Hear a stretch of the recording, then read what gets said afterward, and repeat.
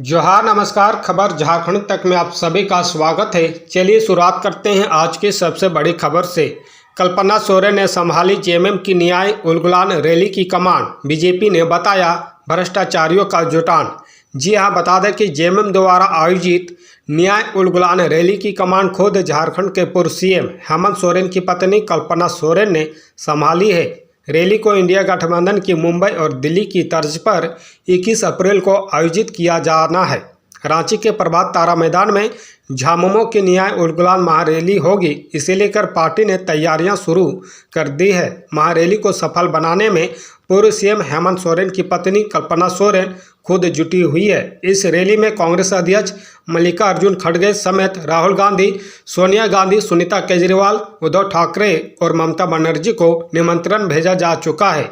चूंकि खुद कल्पना सोरेन और सीएम चंपई सोरेन ने मार्च 20 को मुंबई में और मार्च 30 को दिल्ली के रामलीला मैदान में आयोजित रैली में हिस्सा लिया था, तो जेएमएम को उम्मीद है कि उनके बुलावे पर तमाम दलों के नेता जुटेंगे और यहीं से झारखंड की 14 सीटों के लिए चुनावी अभियान का शानदार आगाज करेंगे।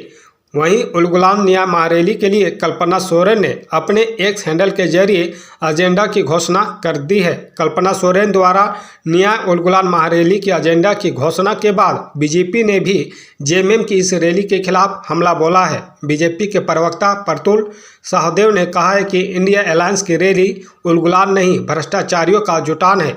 प्रतुल सहदेव ने कहा कि 21 अप्रैल को एक ही मंच पर भ्रष्टाचारी, सनातन विरोधी, टुकड़े टुकड़े गैंग के लोग और परिवारवादी राजकुमार दिखेंगे। कस्तूरबा विद्यालयों में अब दूसरे राज्यों से अभ्यर्थी भी बन सकेंगे शिक्षक। जी हां, बता दें कि राज्य में संचालित 203 कस्तूरबा गांधी बालिका आवासीय विद्यालयों में 57 झारखंड बालिका आवासीय विद्यालयों तथा 26 नेताजी सुभाष चंद्र बोस आवासीय विद्यालयों में भी केंद्रीय शिक्षक पात्रता परीक्षा यानी कि सीटेट या पड़ोसी राज्यों से शिक्षक पात्रता परीक्षा टेट उत्तीर्ण अभ्यर्थी भी नियुक्त हो सकेंगे। जी हां, बता दें कि झारखंड उच्च न्यायालय के आदेश पर सहायक आचार्य की नियुक्ति प्रतियोगिता परीक्षा में पहले ही ऐसे अभ्यर्थियों को सम्मिलित करने की छूट मिली है। अब इसे राज्य की आवासीय विद्यालयों में संविदा पर शिक्षकों की होने वाली नियुक्ति में भी लागू करने का निर्णय लिया गया है। निःशुल्क एवं अनिवार्य शिक्षा के अधिकार अधिनियम 2009 के तहत अभी तक इन आवासीय विद्यालयों में संविदा पर शिक्षकों की होने वाली नियुक्ति में अनिवार्यता के साथ साथ झारखंड पात्रता परीक्षा जेटेट उत्तीर्ण होना अनिवार्य था। अब केंद्रीय शिक्षक पात्रता परीक्षा या पड़ोसी राज्यों से टेट उत्तीर्ण अभ्यर्थी भी इस विद्यालयों में संविदा पर नियुक्ति ले सकेंगे, बशर्ते उन्हें नियुक्ति के 3 वर्ष के अंदर पहले ही प्रयास में जेटेट उत्तीर्ण होना अनिवार्य होगा। यदि राज्य सरकार इस अवधि में जेटेट का आयोजन नहीं कर पाती है तो नियुक्ति शिक्षकों पर यह शर्त लागू नहीं हो सकेगी। साथ ही शिक्षकों को जेटेट की तैयारी के लिए 3 माह का समय भी दिया जाएगा। कल्पना सोरेन बनेंगी मुख्यमंत्री, जेएमएम विधायक के ट्वीट से मिले संकेत, बीजेपी सांसद ने किया तंज। जी हम बता दें कि देश में लोकसभा चुनाव के साथ कई राज्यों में विधानसभा की खाली सीटों पर भी उपचुनाव किए जाने हैं। ऐसे राज्यों में झारखंड भी शामिल है। यहाँ की सियासत में पल पल तस्वीरें बदल रही है। अब जो चर्चा चल रही है उसमें सत्तारूढ़ दलों में भी फूट देखने को मिल सकता है। इतना ही नहीं, प्रदेशवासियों को नया मुख्यमंत्री भी मिल सकता है। इस बात के संकेत खुद जेएमएम विधायक के ट्वीट के सामने आया है। दरअसल गिरिडीह के गांडई में होने वाले उपचुनाव में जीत के बाद कल्पना सोरेन झारखंड की मुख्यमंत्री बनने वाली है। यह दावा जेएमएम विधायक सुदीप कुमार सोनू कर रहे हैं। जिस समय सुदीप कुमार सोनू ने यह बयान दिया उस समय मंच पर कल्पना सोरेन भी मौजूद थी। उन्होंने कल्पना के सामने ही कहा कि यदि गांडई की जनता यहां से विधायक चुनती है तो वह सीएम फेस भी हो सकता है। गांडई में होने वाले उपचुनाव को लेकर कार्यकर्ताओं को संबोधित करते हुए जेएमएम विधायक सुदीप कुमार सोनू ने कहा कि 75 साल तक डॉक्टर सरफराज अहमद और सालखन मुर्मू ने जी तोड़ मेहनत और प्रयास किए कि गांडई की परिस्थितियों को बदला जाए। उन्होंने कहा कि मैं मानता हूं कि हमारे तमाम साथियों की मेहनत से गांडई की परिस्थितियां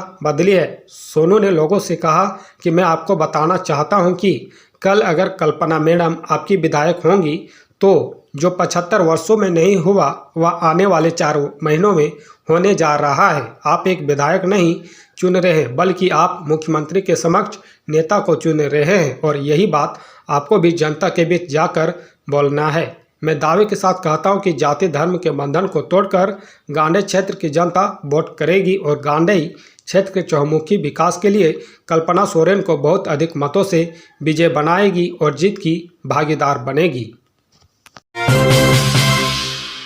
ईद का ये त्यौहार एकता और भाईचारे का प्रतीक है। जेपी पटेल। जी हां, बता दें कि ईद के मौके पर हजारीबाग शहर के मस्जिदों में ईद की नमाज अदा की गई। इसके बाद लोगों ने एक दूसरे को ईद की मुबारकबाद दी। इसी बीच कांग्रेस के हजारीबाग लोकसभा प्रत्याशी जयप्रकाश भाई पटेल व कांग्रेस नेता सह समाजसेवी मुन्ना सिंह ने शहर के विभिन्न इलाकों में जाकर लोगों से गले मिलकर ईद की मुबारकबाद दी। मौके पर जेपी पटेल ने कहा कि पूरे देश में ईद को लेकर खुशी का माहौल है। लोग एक दूसरे को गले लगाकर ईद की बधाई दे रहे हैं। उन्होंने कहा कि ईद का यह त्यौहार एकता और भाईचारे का प्रतीक है। इस समय हमें आपसी रंजिशों को भूलकर त्योहारों का आनंद लेना चाहिए। साथ ही जो गरीब तथा ज़रूरतमंद है उनके साथ हमें खुशियाँ बांटनी चाहिए। कांग्रेस के हजारीबाग लोकसभा प्रत्याशी जयप्रकाश भाई पटेल व समाजसेवी मुन्ना सिंह ने सरदार रोड, पिलावल, जामा मस्जिद रोड, शिवपुरी, पगमिल, कल्लू चौक के साथ हजारीबाग के विभिन्न स्थानों का दौरा किया। इस दौरान मुख्य रूप से विक्की कुमार धान, बबलू सिंह, रंजित यादव, सुजीत सिंह, दिनेश यादव समेत कई लोग उपस्थित थे। राजमहल लोकसभा क्षेत्र की जनता की मांग पर निर्दलीय लड़ूंगा चुनाव, लोबिन। जी हां, बता दें कि राजमहल लोकसभा क्षेत्र की जनता की मांग को पूरा करने मैं निर्दलीय चुनाव लड़ूंगा। उक्त बातें जेएमएम के वरीय विधायक लोबिन हेम्ब्रम ने शुक्रवार को कही। शहर के एक होटल में लोबिन हेम्ब्रम ने प्रेस वार्ता कर कहा कि मैं जेएमएम से 1990 से विधायक हूं। वरीय विधानसभा क्षेत्र राजमहल लोकसभा अंतर्गत आता है। राजमहल लोकसभा क्षेत्र के सभी 6 विधानसभा क्षेत्र से फोन आने लगा है कि आप खड़े हो रहे हैं कि नहीं। सीएम चंपई सोरेन, बसंत सोरेन से हमने कहा कि सांसद विजय हांसदा को क्षेत्र की जनता लाइक नहीं करती है। क्षेत्र में भ्रमण के क्रम में जनता ने कहा कि 10 वर्षों में हमने सांसद को देखा तक नहीं। प्रदेश में जेएमएम का इकलौता सांसद था। राजमहल लोकसभा क्षेत्र की स्थिति ठीक नहीं है। मैंने सीएम को कहा था।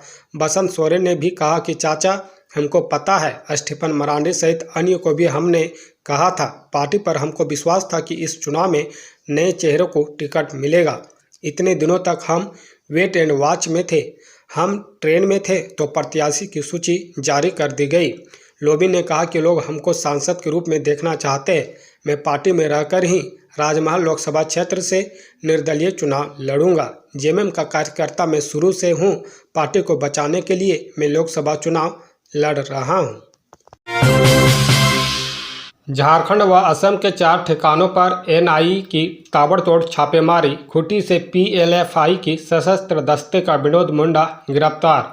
जी हां, बता दें कि टेरर फंडिंग मामले में राज्य में उग्रवादी संगठन people's liberation front of India के विरुद्ध जांच कर रही राष्ट्रीय जांच एजेंसी एनआईए ने खूंटी जिले से विनोद मुंडा और सुखवा को गिरफ्तार किया है। बता दें कि वह पीएलएफआई के सशस्त्र मारक दस्ते का सक्रिय सदस्य है और झारखंड के विभिन्न थानों में दर्ज 4 कांडों का वांछित है। एनआईए ने उसकी निशानदेही पर पीएलएफआई से जुड़े संदिग्ध दस्तावेज, 2 walkie talkie, 5 mobile SIM card व 11,000 रुपये जब्त किया है। एनआईए ने झारखंड के 2 व असम के 2 यानी कि कुल 4 ठिकानों पर स्थानीय पुलिस के समन्वय से बुधवार को छापेमारी की थी, जिसमें विनोद मुंडा की गिरफ्तारी हुई। एनआईए ने जांच में पाया कि उग्रवादी संगठन पीएलएफआई को मजबूत बनाने के लिए संगठन के उग्रवादी विभिन्न कोयला कारोबारियों, ट्रांसपोर्टरों, रेलवे ठेकेदारों, व्यवसायियों आदि से लेवी रंगदारी वसूल रहे थे।